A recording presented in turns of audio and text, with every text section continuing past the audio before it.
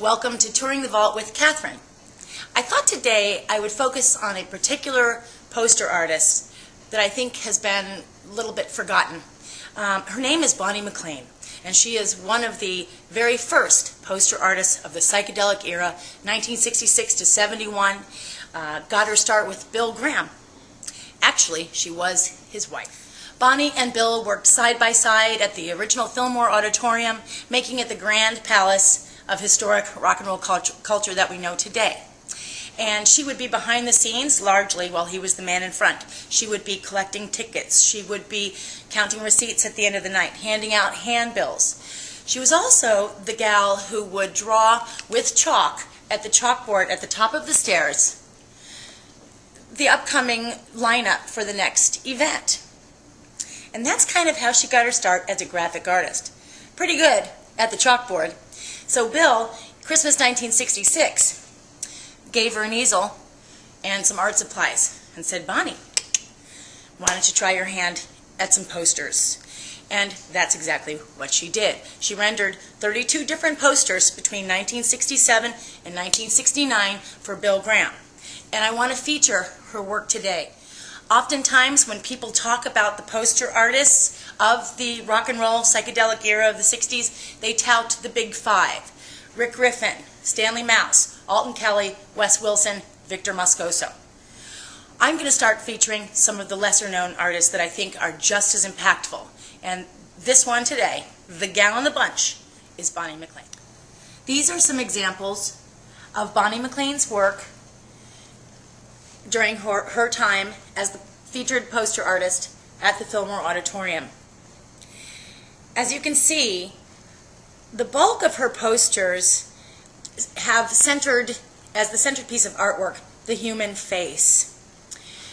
Whether female or male, they have trance-like, steady, serene gazes. Many times the paper is quite colorful. The font's fluid. There's a Nehru suit. There's a fabulous peacock. Gorgeous head dressing. And look at that eye-popping beauty. For many of her works, we have created t-shirts. If you like the Who image that she rendered for this 68 poster, you might just like it on a t-shirt. As well, here's BG-84, rendered on a woman's tunic. Here are Martha and the Vandellas. Here comes the sun on a Muddy Waters poster, rendered by Bonnie in blue and green. Now, Bonnie MacLean was no hippie, but she certainly was influenced by the cultural phenomenon that was going on around her. As we can see in this poster, rendered with the pop-up sort of go-go figures of line and square and font in this baby.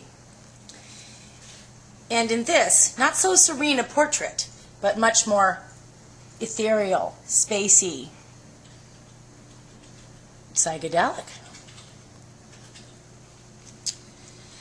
Two of the most iconic images that she created, however, are very much a part of the peace movement that was going on at the same time war ravaged in Vietnam. She rendered these two beauties for 1967-68. This first one for New Year's Eve with the bird of peace on top of a psychedelic, puzzled world. And this one as her Christmas present that year with a peace sign as an ornament and the holly branch in that serene figure's face. Two gorgeous pieces hearkening the end of an old, beginning of a new year in the counterculture. We've also rendered this baby on a couple of t-shirts. Timeless imagery, I think, still. Okay, so there's a little show and tell about Bonnie MacLean and her work represented in the vault. I hope you'll go see the other items that are available at Wolfgang's Vault that she rendered as well. And if you want to read more about her, you can read the Bill Graham biography. You can read books like The Art of the Fillmore, which I think is a really good stepping off overview of the art rendered in that famous time capsule period and for that famous venue. So pick up a book, look at the website, check her out. I hope you'll learn to love her work as much as I do.